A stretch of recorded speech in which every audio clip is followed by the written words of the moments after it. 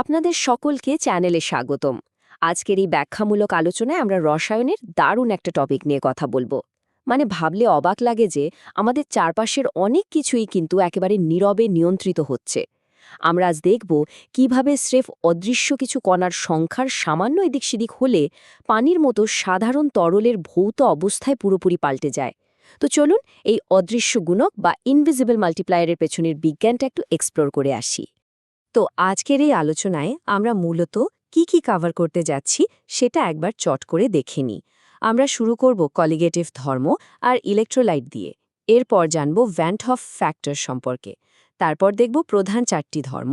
এরপর আসবে হেনরির সূত্র, এর বাস্তব প্রয়োগ, আর সবশেষে জানব কিভাবে এর সাহায্যে আণবিক ভর নির্ণয় করা যায়।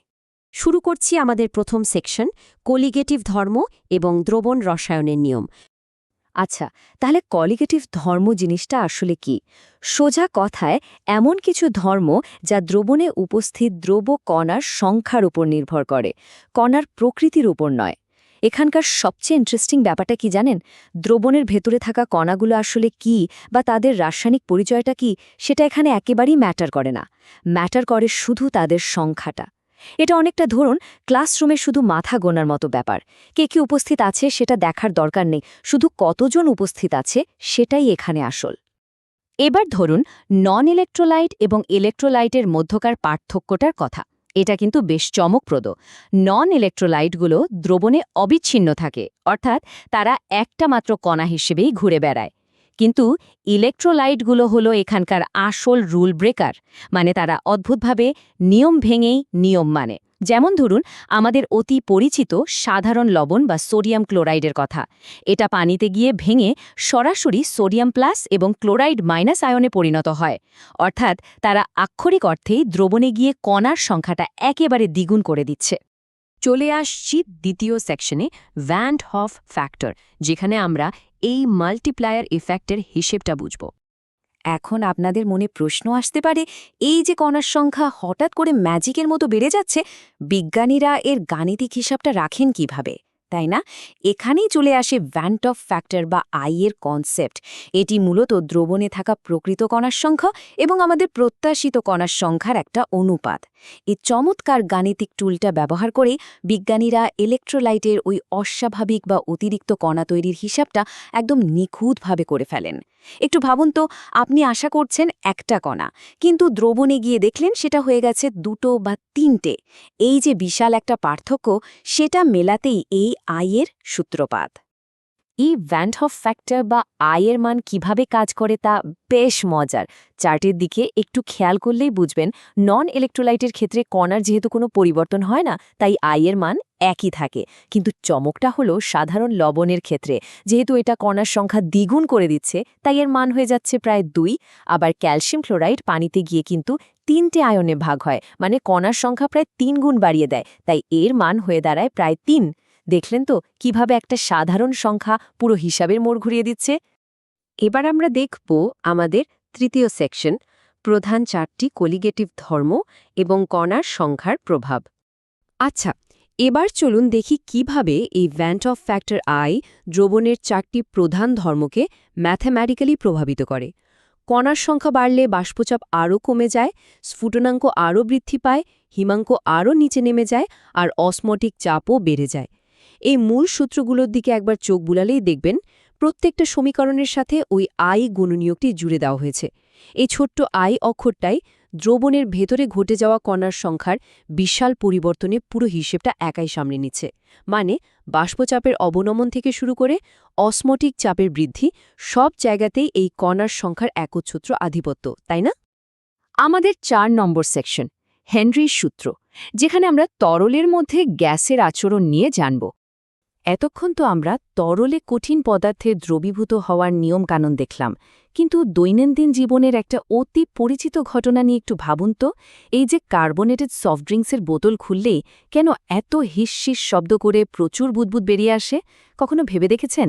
এই খুব সাধারণ একটা ব্যাপারের পেছনেও কিন্তু লুকিয়ে আছে বিজ্ঞানের অত্যন্ত চমৎকার আর শক্তিশালী একটা সূত্র।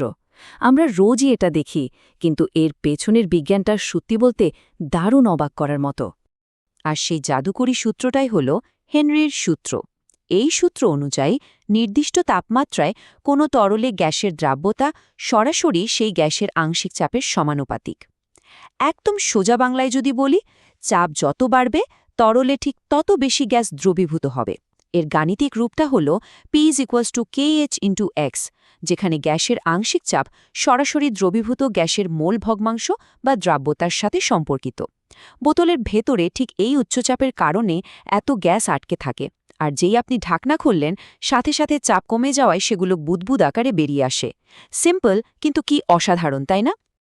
এবার আসা যাক ৫ নম্বর সেকশনে, বাস্তব জীবনে হেনরির সূত্রের প্রয়োগ। আমাদের দৈনন্দিন জীবনে এই হেনরির সূত্রের প্রয়োগ কিন্তু চারিপাশে ছড়িয়ে আছে। এই যে একটু আগে বললাম, সফট ড্রিঙ্কস তৈরির সময় বোতলের ভেতরে অনেক বেশি চাপে কার্বন ডাইঅক্সাইড গ্যাস মেশানো হয় বলেই কিন্তু আমরা ওই রিফ্রেশিং স্বাদটা পাই। আবার ধরুন স্কুবা ডাইভারদের কথা, তারা যখন গভীর পানির নিচে যান তখন কিন্তু চারপাশের চাপের পরিবর্তনের কারণে তাদের রক্তে গ্যাসের দ্রাব্যতার মারাত্মক একটা ওঠানামা হয়। এটাও কিন্তু এই সূত্র দিয়েই ব্যাখ্যা করা যায়। এমনকি অনেক উঁচু পাহাড়ি এলাকায় গেলে যে আমাদের শ্বাসকষ্ট হয়, তার মূল বৈজ্ঞানিক কারণটাই হল বাতাসে অক্সিজেনের আংশিক চাপ কমে যাওয়া। আর চাপ কম মানেই রক্তে প্রয়োজনীয় অক্সিজেন ঠিকমতো দ্রবীভূত হতে পারে না। আমাদের শেষ সেকশন, আণবিক ভর নির্ণয় বা কিভাবে অজানা পদার্থের ভর বের করতে হয়। আমরা এই ব্যাখ্যামূলক আলোচনার একদম শেষ পর্যায়ে চলে এসেছি। বিজ্ঞানীরা কিভাবে এই ধর্মগুলোকে কাজে লাগিয়ে উল্টো পথে হাঁটেন এবং কোনো একটা অজানা পদার্থের ভর বের করেন, তার চমৎকার একটা লজিক্যাল প্রসেস আছে। প্রথম ধাপে হিমাঙ্ক হ্রাস বা স্ফুটনাঙ্ক বৃদ্ধির মতো কোনো একটা ধর্ম পরিমাপ করা হয়। দ্বিতীয় ধাপে নির্দিষ্ট সূত্রটি অ্যাপ্লাই করা হয়। আর তৃতীয় ধাপে খুব সহজেই অজানা দ্রব্যের আণবিক ভর মানে M2 এর হিসাবটা করে ফেলা যায়। একবার ভাবুন তো ব্যাপারটা, সামান্য তাপমাত্রা বা চাপের পরিবর্তন মেপেই একটা পদার্থের আণবিক রহস্য সমাধান করে ফেলা সম্ভব। এটা অনেকটা গোয়েন্দাদের মতো ছোট্ট একটা সূত্র ধরে বড় কোনো রহস্য উদ্ঘাটন করার মতো ব্যাপার। তবে হ্যাঁ, এখানে একটা বেশ গুরুত্বপূর্ণ তথ্য মাথায় রাখা প্রয়োজন। প্রোটিন আর পলিমারের মতো বড় অণুগুলোর আণবিক ভর নির্ণয় করার ক্ষেত্রে কিন্তু অসমোটিক চাপ পদ্ধতিটাই সবচেয়ে বেশি কার্যকর। এর কারণ হল বড় অণুগুলোর ক্ষেত্রে অন্যান্য কোলিগেটিভ ধর্মের পরিবর্তন এতই সামান্য হয় যে সেটা মাপা খুব কঠিন হয়ে দাঁড়ায়। কিন্তু অসমোটিক চাপ এক্ষেত্রে সবচেয়ে নিখুঁত আর পারফেক্ট রেজাল্ট দেয়, যা বিজ্ঞানীদের কাজটা অনেক সহজ করে দেয়। আজকের এই ব্যাখ্যামূলক আলোচনাটি শেষ করার আগে বলতে চাই, নতুন নতুন ভিডিও পেতে আমাদের চ্যানেলটি সাবস্ক্রাইব করুন এবং বেল আইকনটি টিপুন। পরিশেষে আপনাদের কাছে একটা প্রশ্ন রেখে বিদায় নিচ্ছি। আমাদের চারপাশের এই দৃশ্যমান বিশাল বাস্তব জগৎটা কিভাবে এই অদৃশ্য আণুবীক্ষণিক গণিতের নিয়ম দ্বারা সম্পূর্ণভাবে নিয়ন্ত্রিত হচ্ছে, তা কি সত্যি বিস্ময়কর নয়? আগামীতে এমন আরও চমৎকার বিষয় নিয়ে আলোচনা হবে। ততক্ষণ পর্যন্ত ভালো থাকবেন।